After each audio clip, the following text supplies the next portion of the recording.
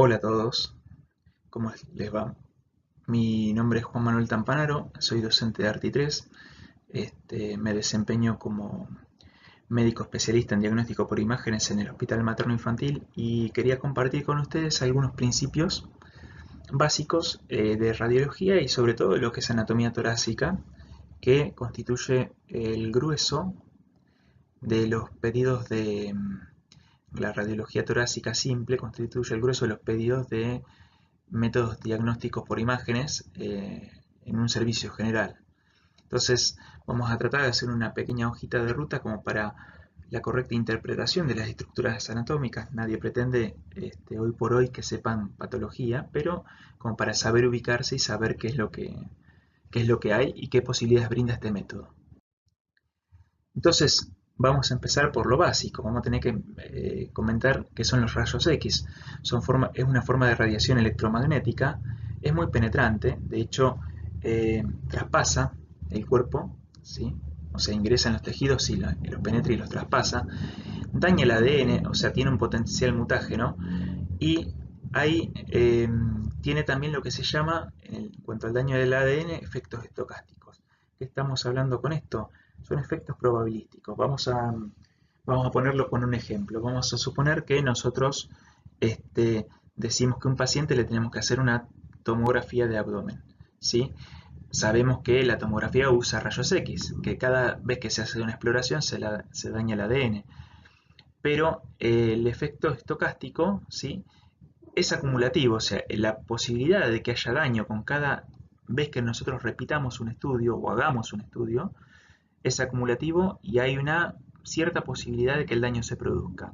No hay certezas, es decir, no es que nosotros si hacemos una sola tomografía seguro, si hacemos tres más o menos, si hacemos cinco al paciente lo dañamos. No, esto es imposible saberlo, por eso estamos hablando de efectos probabilísticos.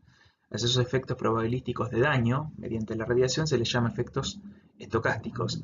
Y no hay una dosis umbral, es decir, no hay una dosis por debajo de la cual no haya un efecto nocivo, ¿sí? Obviamente, cuanto mayor sea la dosis de rayos, cuanto mayor sea la cantidad de radiación, mayor es la posibilidad de daño, ¿sí? Respecto de la dosis, para que ustedes se hagan una idea de qué es, cuando nosotros tenemos que hacer una exploración, la programamos a la cantidad de radiación que el paciente va a recibir en función de la estructura que queremos explorar y en función también de muchos parámetros como el diámetro el diámetro anterior-posterior del tórax, la contextura física del paciente y un montón de cosas más. Ahora lo vamos a ver. Entonces, habíamos dicho que los rayos X están ya en el extremo donde la longitud de onda estamos en el orden de a menos 10 metros, ¿sí? Son radiaciones, cuanto menor es la longitud de onda, más penetrantes son, ¿sí? Y están producidas a nivel de la corteza electrónica, ¿sí? Los rayos X no son de origen nuclear como los rayos gamma, ¿sí? Pero son igualmente nocivos, habíamos dicho que igualmente dañan el ADN y son muy penetrantes. Bueno, entonces ahora vamos a decir qué es una imagen. Una imagen es una representación de un objeto, en nuestro caso es un cuerpo de estudio, ¿sí? Nosotros vamos a emitir, ¿sí?, con un tubo de rayos X, una máquina que genera rayos X, una radiación que se va a dispersar a partir de un foco, de un punto común, ¿sí?, en abanico, va a impactar sobre el cuerpo, lo va a traspasar, habíamos dicho que es una radiación muy penetrante, y va a proyectar, ¿sí?, la imagen de ese cuerpo tridimensional en un objeto en dos dimensiones. A ese objeto sobre el cual se proyecta la imagen del cuerpo de estudio se le llama receptor de imagen. Puede ser un receptor directo que nos va a brindar la imagen directamente sobre una pantalla, o pueden ser receptores indirectos como las placas o películas radiográficas o las placas películas digitales, ¿sí? Fíjense que también en la formación de la imagen intervienen algunos otros elementos ajenos a lo que es la radiación, como eh, como el haz se dispersa en abanico, también va a depender de la distancia del emisor, del tubo de rayos X al cuerpo de estudio, y también va a depender de la distancia del cuerpo al receptor de imagen. Fíjense, para ejemplificar, que un mismo emisor, un mismo cuerpo de estudio, una imagen distinta arriba o abajo dependiendo de la distancia a la cual se haga el disparo. Entonces, vamos a repasar un poquito cómo obtenemos las imágenes. Tenemos un emisor, que es el tubo de rayos X, ¿sí? Vamos a tener un cuerpo objeto de estudio, en este caso el paciente. Vamos a tener un área que nosotros vamos a querer explorar, sobre la cual vamos a concentrar la radiación. Vamos a tener un receptor de imagen, en este caso es un chasis radiográfico, ¿sí? Acuérdense que también hay métodos directos en los cuales directamente nosotros hacemos el disparo y no hay que hacer ningún revelado, ninguna cosa más, se recibe la imagen directamente en la pantalla. Estos métodos hoy por hoy son muy escasos, lo que más se usa es el chasis y radiología digital, ¿sí? El chasis va inserto en portachasis, tanto de pared o murales como de camilla. Se hace el disparo, se explora el área del interés y vamos a obtener la imagen plasmada sobre el receptor, ¿sí? ¿Qué vamos a obtener? Bueno, vamos a obtener una imagen, ¿sí? Acuérdense que la imagen es la representación del objeto de estudio en una escala de grises, ¿sí? Si bien la escala de grises tiene una variación casi infinita de tonos, pero a ojo desnudo el ojo humano va a poder distinguir 4 densidades básicas en radiología simple, ¿sí? Vamos a distinguir la densidad aérea o de aire, grasa, la densidad hídrica o de tejidos blandos, la densidad ósea y la densidad metálica.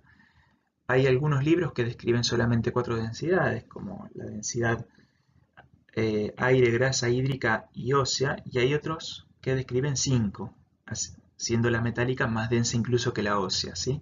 Vamos a analizar un poquito. El aire se ve negro, ¿sí? Se ve radiolúcido, para hablar con un poquito más de propiedad. ¿Por qué?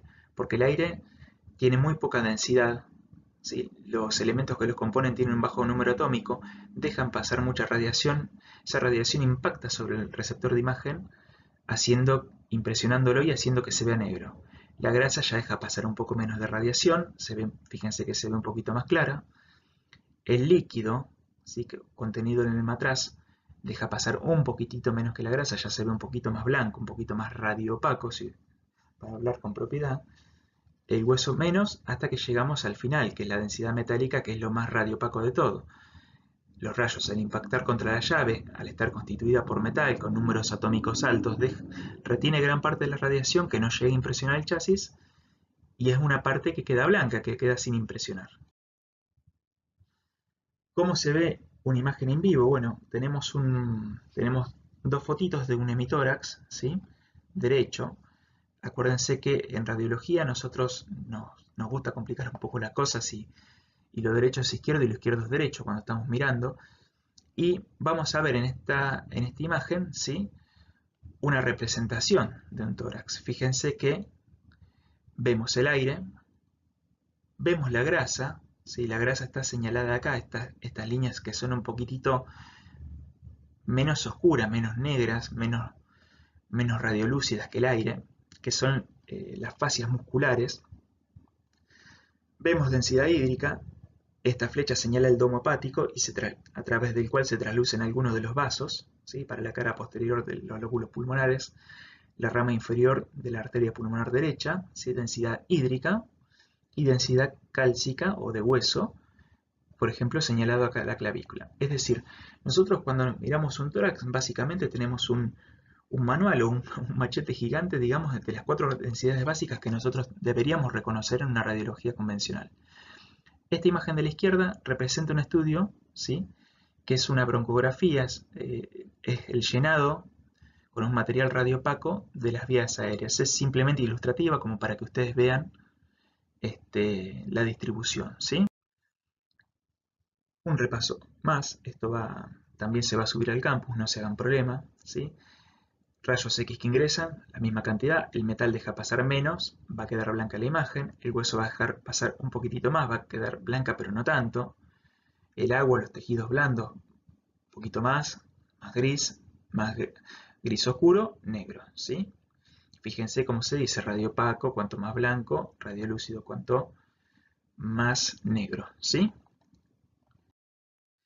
Bien, entonces, ahora bien, nosotros ya conocemos las 4 densidades, entonces vamos a tener que centrarnos en cuáles son los parámetros de calidad de una radiografía. primero la correcta selección del método, es decir, nosotros vamos a tener que esperar obtener datos del método, por lo cual va a tener que estar plenamente justificado. Acuérdense que acá estamos hablando de métodos auxiliares, diagnósticos o complementarios, es decir, esto no sustituye a una buena anamnesis ni un buen examen físico. La resolución espacial y tisular, es decir, habíamos visto la resolución tisular, que nosotros podemos distinguir tejidos en base a una escala de grises solamente de 4 densidades, ¿sí? O sea que la resolución tisular realmente de la radiología convencional es escasa. La resolución espacial vendría a ser la facultad de poder distinguir dos puntos separados, ¿sí?, en un espacio, y que nosotros lo enfoquemos y lo sigamos viendo como dos puntos separados. Es decir, cuanto nosotros podamos ver dos puntos que estén muy próximos entre sí, pero todavía los podemos ver como puntos separados, mayor resolución espacial. ¿Qué es lo mínimo que podemos ver? Y estamos hablando más o menos de unos 4 o 5 milímetros de resolución espacial en la radiología convencional, ¿sí? Es decir, a partir de ahí para abajo es como que ya la radiología tiene limitaciones en poder reconocer dos estructuras que están muy próximas entre sí como estructuras distintas. La integridad anatómica, que vamos a hablar ahora, la exposición, el centrado y la incidencia.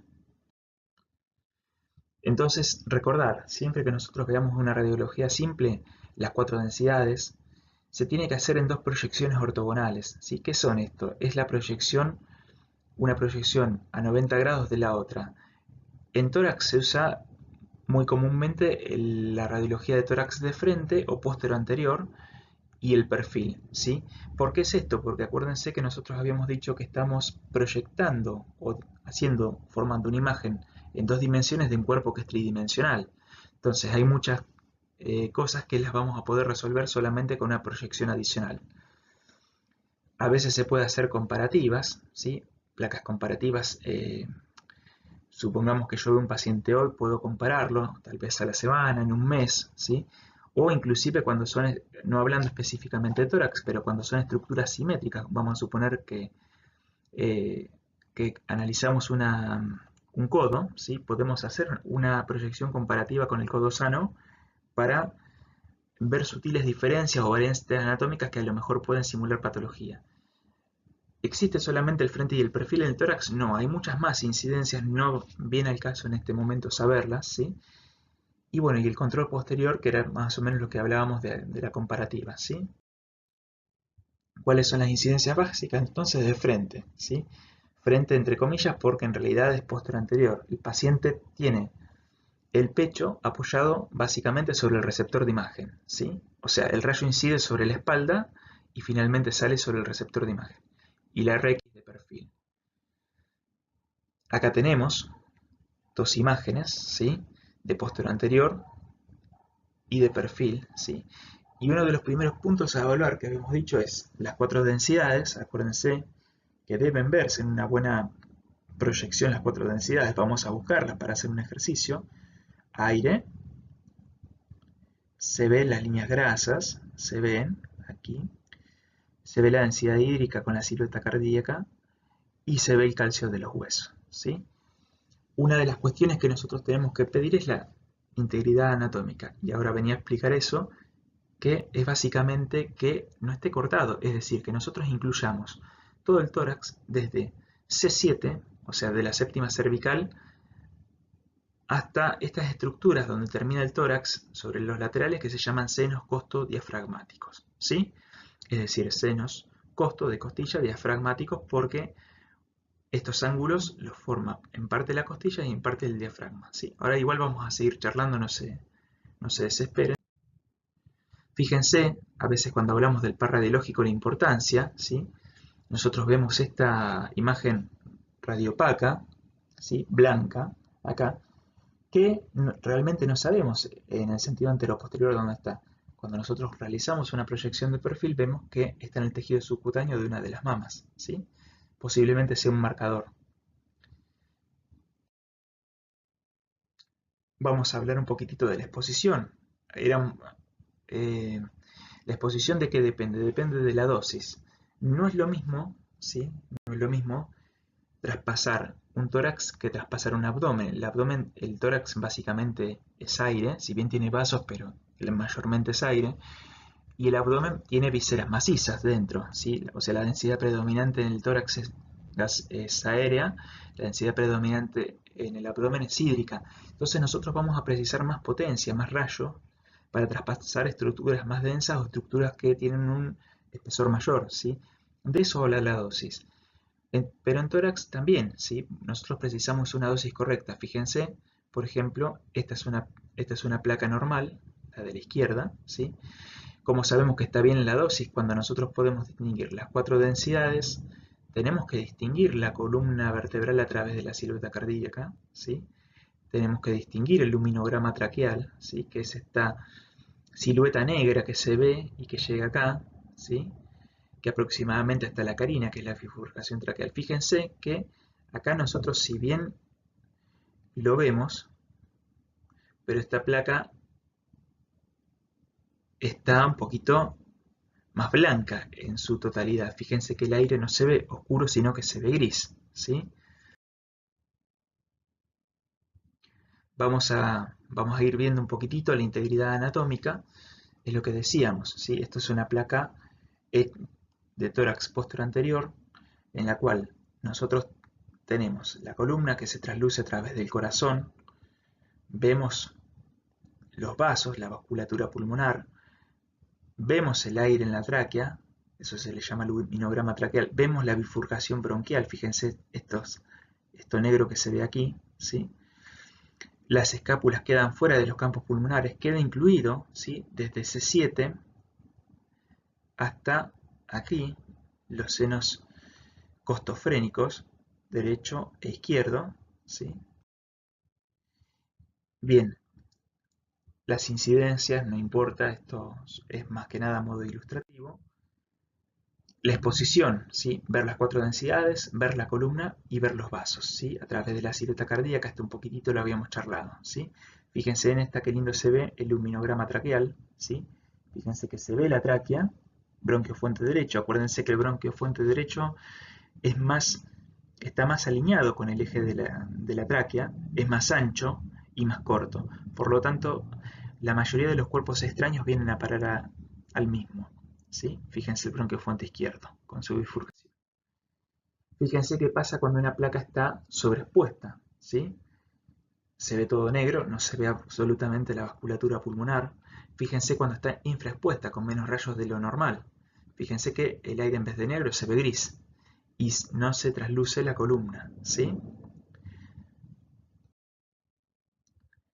Nosotros, si alguna vez se han hecho alguna radiografía de tórax, se deben recordar la frase famosa, inspire y contenga el aire.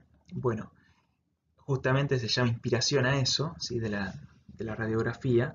Fíjense que aproximadamente tiene que estar entre el noveno y 10º arco costal posterior, ¿sí? Nosotros empezamos a contar a partir de la primera costilla y tenemos que ver, ¿sí?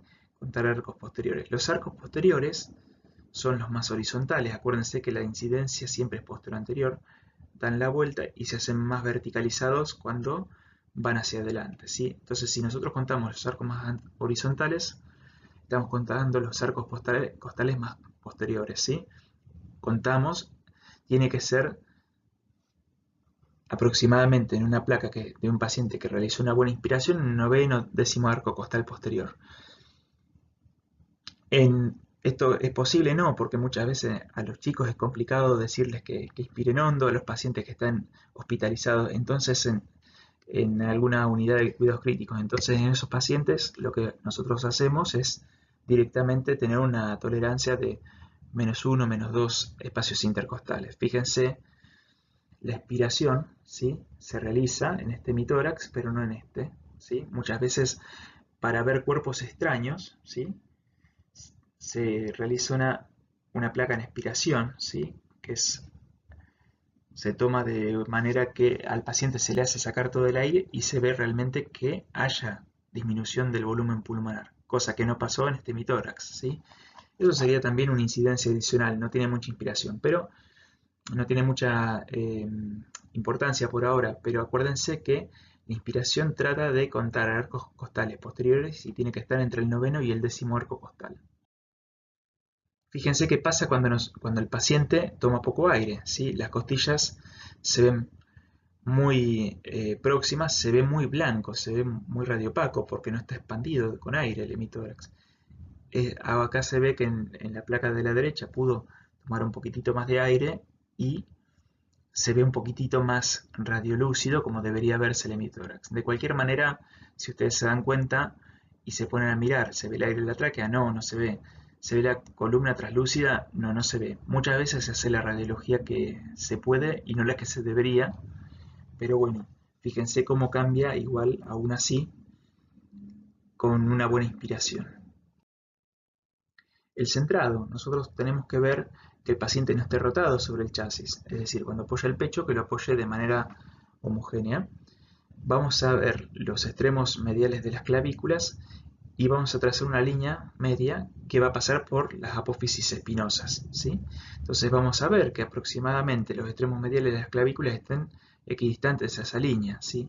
Fíjense que cuando hay defectos de centrado, puede pasar que se desplace la clavícula bastante más allá de la línea media. Fíjense que la flecha está señalando la línea media y la cabeza, el extremo medial de la clavícula izquierda está aquí, ¿sí? Por lo tanto, el centrado no es bueno. En este caso pasa exactamente al revés. El paciente está rotado hacia el otro lado. Y fíjense que cuando la rotación es extrema, puede hacer una falsa imagen, ¿sí? Como si tuviera algún tipo de patología, y esto que señala las flechas amarillas no es ni más ni menos que la silueta mediastinal, que por tanta rotación se ha desplazado y está invadiendo el campo pulmonar. Fíjense dónde está el extremo medial de la clavícula.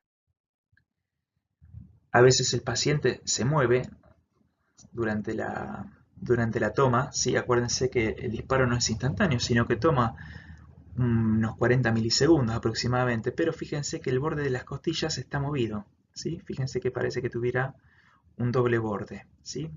Acá en la periferia, eso es por el movimiento durante la toma de la imagen. Y finalmente, como para terminar con la parte técnica, la angulación del rayo. El rayo central debe pasar aproximadamente a nivel de la tercera, cuarta. Las clavículas deberían estar a nivel de la tercera o cuarta apófisis espinosa, ¿sí? Fíjense que cuando el rayo incide desde muy abajo, las clavículas se van hacia arriba, y cuando el rayo incide desde muy arriba, las clavículas bajan, ¿sí? Una cosa que no sé si le había dicho es que las escápulas deben estar por fuera de los campos pulmonares. Bien, llegamos un poquito y terminamos con la parte técnica. Esto no se hagan, esto se lo voy haciendo como un pequeño raconto para que vean que la radiología es bastante rica en semiología imagenológica, pero esto tampoco lo tienen que saber ahora. Lo que yo les acabo de decir es una pequeña introducción. Estaría bueno que si pueden lo revean al video como para ir internalizando algunos conceptos, pero ahora eso no se lo vamos a preguntar, ¿sí? Ahora nos vamos a centrar únicamente en lo que es anatomía del tórax normal, la anatomía radiológica, y yo voy a ir recalculando lo que precisamos, lo que nosotros pretendemos que sepan. Bueno, entonces ahora volvemos con la misma paciente de la primera radiografía. ¿Qué vamos a ver en una proyección posterior-anterior? Acuérdense que habíamos dicho que el rayo entraba por la espalda y salía por el esternón, ¿sí? Para impresionar el receptor de imagen. Primero, tenemos que evaluar integridad anatómica. ¿Estamos desde C7 e incluimos ambos senos costofrénicos? Sí, los incluimos. Fíjense, aparte, después vemos el centrado de la placa, aproximadamente el extremo medial de las clavículas está equidistante al centro, las apófisis espinosas. Las escápulas están fuera de los campos pulmonares. Vemos el luminograma traqueal, vemos la bifurcación de los bronquios fuentes, vemos la columna translúcida a través del corazón, de la silueta cardíaca. Vemos vasos pulmonares que se traslucen también a través de la silueta cardíaca, ¿sí? Y eso nos da la idea de que es una placa que está con una buena técnica. Y vemos las 4 densidades, ¿se acuerdan que habíamos dicho? Vemos la densidad de grasa de la piel o de los planos grasos subcutáneos o de las fascias, vemos el aire, vemos lo hídrico y vemos lo óseo, ¿sí? Fíjense que acá un poquito, llegamos medio justito con la integridad anatómica porque el seno costofrénico izquierdo quedó un poquitito cortado. Entonces, habíamos dicho que podemos ver 4 densidades nada más en lo que es tórax normal, ¿sí? En radiología convencional en el tórax normal. Entonces, ¿qué es lo que vamos a ver? Bueno, el corazón sabemos que tiene densidad hídrica y los grandes vasos. Van a estar contrastados, porque todo el mediastino donde está contenido el corazón y los grandes vasos tiene densidad hídrica, van a estar contrastados contra los pulmones, que básicamente tienen densidad aire, ¿sí? Entonces, el mediastino, que lo constituyen corazón, grandes vasos y otras estructuras, va a generar una serie de una silueta y una serie de arcos que son los que tenemos que reconocer. Esta filmina la tenemos que recordar, la tenemos que saber, ¿sí? Y vamos a tener la vena cava inferior, ¿sí? En el arco inferior derecho, ¿sí? La aurícula derecha, la aorta ascendente y la vena cava superior, ¿sí? Lado derecho repetimos, vena cava inferior, aurícula derecha, aorta ascendente, vena cava superior. Lado izquierdo, ventrículo izquierdo, arteria pulmonar, callado de la aorta. Fíjense que el corazón con el diafragma, con esto que es la cúpula, va a formar también 2 senos que se llaman senos cardio, de corazón cardio, frénicos de diafragma. ¿Sí? Bien, vamos a seguir. También podemos ver esta estructura que es la rama derecha de la arteria pulmonar. Está marcada. Bien, la bifurcación traqueal o carina con C, ¿sí? El luminograma traqueal y los senos cardiofrénicos, habíamos dicho, y costofrénicos. ¿Qué vemos en el perfil? Bueno, vamos a ver, ¿sí? El luminograma traqueal, ¿sí? Vamos a ver el signo de exclamación, ¿sí? Este punto es ni más ni menos que el bronquiofonte izquierdo, ¿sí? El bronquiofonte derecho está un poquito más arriba, ¿sí? Acuérdense que es un poquito más superior. Vamos a ver la columna. Vamos a ver estas líneas que se ven aquí como entrecruzadas, como si fuera una X, son las escápulas que se superponen a la imagen. Y vamos a ver 2 espacios llenos de aire, que son el espacio claro retroesternal y retrocardíaco, ¿sí? ¿Qué vamos a ver entonces en cada una de ellas? Y estas son las cúpulas diafragmáticas, ¿sí? El diafragma derecho normalmente es más elevado que el izquierdo por la impronta que da el hígado. Nosotros, si vemos el corazón en esta proyección, vamos a ver el ventrículo derecho, que tiene una posición anterior y media, y la aurícula izquierda, que tiene una proyección posterior y media. Fíjense que nosotros, si en el frente, o en la radiografía posterior anterior, nosotros vamos a ver el ventrículo izquierdo, o la silueta del ventrículo izquierdo, y la aurícula derecha. El ventrículo derecho va a quedar incluido en todo ello, porque tiene una posición anterior y media. Es decir, en la posterior anterior vamos a poder evaluar aurícula derecha, ventrículo izquierdo, y en el perfil vamos a poder evaluar ventrículo derecho, aurícula izquierda, ¿sí? Acá está un pequeño esquema de todas las, superponiendo el dibujito de todo lo que se ve. Otro más, ¿sí? Esto que se ve aquí de densidad aérea es la cámara gástrica, ¿sí? Lo cual nos indica que esa radiografía ha sido realizada con un paciente de pie, porque el estómago tiene contenido líquido, el paciente al estar de pie, el aire sube, ¿sí? Nosotros deglutimos aire normalmente durante la ingestión de los alimentos y del agua, entonces el aire sube y se forma esto que es la cámara gástrica o burbuja gástrica. Fíjense que de vuelta lo mismo, ventrículo derecho, aurícula izquierda. Ventrículo izquierdo, formando parte de la silueta, aurícula derecha, ¿sí? Entonces, si nosotros le preguntamos cuáles son las estructuras del corazón que podemos analizar en la incidencia postero-anterior, aurícula derecha, ventrículo izquierdo. ¿Cuáles son las que podemos analizar en el perfil? Ventrículo derecho, aurícula izquierda. Bien, también nosotros tenemos aquí que podemos hacer una superposición cuando los bronquios se empiezan a dividir en las sucesivas. Hay varias divisiones que va a ir a cada uno de los lóbulos y segmentos, ¿sí? Acuérdense que el pulmón derecho tiene 3 lóbulos, el pulmón izquierdo 2, y cada uno de ellos a su vez está dividido en varios segmentos. Bueno, cada segmento va a tener un bronquio que le va a dar su aireación, ¿sí? Bueno, esto también lo podemos ver en los pulmones, fíjense aquí. Esto tampoco, no es que lo vamos a preguntar, pero que sí queremos saber que el pulmón derecho tiene 3 lóbulos y el izquierdo 2, ¿sí? Y si nosotros, fíjense la utilidad del frente y del perfil, que cuando nosotros vemos patología podemos inferir, ¿sí? A partir de la radiografía, en cuál segmento o en cuál lóbulo del pulmón está sentada esa patología, ¿sí? Esto es a modo ilustrativo, le vuelvo a decir, ¿sí? Esto se llama segmentación pulmonar, no es necesario que lo sepan ahora. Y bien, y vamos a ver un poquitito todo lo que se ve también, ¿sí?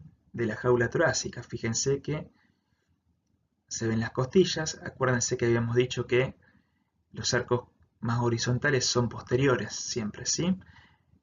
La escápula con el acromion, la clavícula, la primer costilla, ¿sí? Acuérdense que la primer costilla es el parámetro para la integridad anatómica, porque por encima de ella está C7, ¿sí? Después, ¿qué es lo que vemos en el corazón y mediastino? Más o menos lo que habíamos dicho, ¿sí? El esófago habitualmente no se ve si bien está marcado el trayecto, si cabe aclararlo. En la vista lateral ya lo habíamos visto, ¿sí? Y también se pueden hacer otros métodos de diagnóstico como la tomografía, ¿sí? Que vamos a hacer unos pequeños cortes de tomografía como para dar algunos reparos anatómicos que suelen verse. Empezamos desde abajo hacia arriba.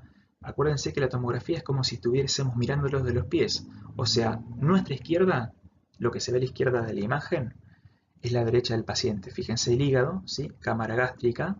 En este caso está llena con un material de contraste. Aorta, vena cava, ¿sí?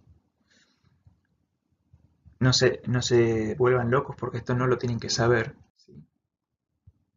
Este es un corte un poquito más superior donde se ve la cara diafragmática del corazón, ¿sí? Fíjense la similitud. El corte de 4 cámaras, ¿sí? Esto es necesario que ustedes recuerden que en un momento, ¿sí? Hay un corte en el cual nosotros vemos las 4 cámaras. Acuérdense que el ventrículo derecho es anterior y medio, la aurícula izquierda posterior y media, ¿sí? Ventrículo izquierdo, aurícula derecha. Acá vamos a ver la aurícula izquierda, la vena cava superior y la aorta ascendente, recién saliendo del ventrículo izquierdo. Las venas pulmonares que regresan con la sangre oxigenada desde los pulmones. La ventana aortopulmonar, que es donde se entrecruzan el tronco de la arteria, la aorta, perdón, con el tronco de la arteria pulmonar, ¿sí? Eso es una zona donde habitualmente suele haber ganglios, ¿sí? Que se van a inflamar con algunas patologías pulmonares. Esto está, por ahí es importante recordarlo. Si vamos más arriba vamos a encontrar, fíjense, esto es grasa subcutánea, donde yo tengo parado el puntero. Fíjense que esto tiene una densidad aproximadamente igual, que es grasa, ¿sí? Aquí, un poquito por encima del puntero. Eso es el timo, ¿sí? Se ven esos cortes un poquito más superiores. Aquí vemos el callado de la aorta, donde la aorta se hace posterior y mira hacia la izquierda para hacerse la aorta descendente. Y acá vamos a ver los confluentes yúgulo-subclavios, ¿sí? Que es donde se unen las venas yugulares con las subclavias para formar la vena cava superior. Los ápices pulmonares, el último pedacito de pulmón que nosotros podemos ver. Pero esto básicamente la tomografía es para mostrarles la correlación anatómico-radiológica que existe entre los diferentes segmentos. Bueno, muchas gracias, ¿sí? Repasen por favor, lo que sí podemos llegar a preguntar es realmente qué contornos de la silueta mediastínica podemos ver. en la incidencia posterior-anterior y cuál es en la incidencia de perfil, ¿sí? Muchas gracias y nos vemos pronto. Estudien.